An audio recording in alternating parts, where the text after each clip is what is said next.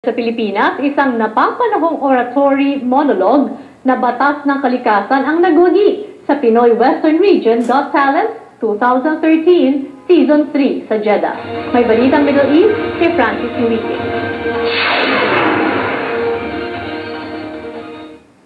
Ito ang makabagbagdamdamin na interpretasyon nagpanalo kay June Manalo sa Western Region Got Talent Season 3. Nakuha ni Manalo ang atensyon ng mga manonood at mga hurado sa kanyang oratory monologue na pinamagatang Batas ng Kalikasan.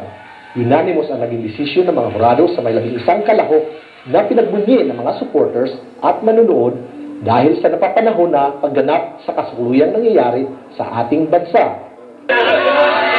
Nangyayari sa Pilipinas ang kanyang talento ginawa.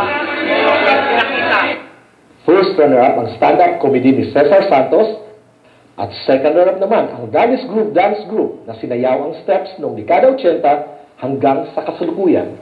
Napakagaling ng nanalo dahil deserving at timely uses ng kanyang performance. Ang Western Got Talent ay isa sa mga proyekto ng Filipino artist migrant in song.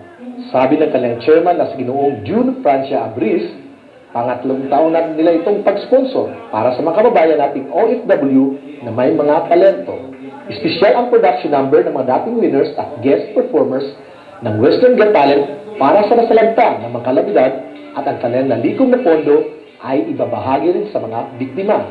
Kami po, bilang isang grupo rito ng entertainment, ay magbibigay ng isang magandang handog para sa ating mga kababayan dito.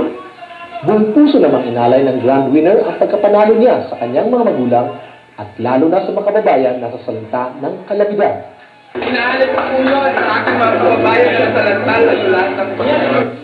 Gamit ang angking talento para makiisa at makatulong sa kapwa, ito raw ang mensahe na nais ipabot ng organizers ng Western Got Talent Season 3. Patunay na ang Pilipino ay likas na matulungin.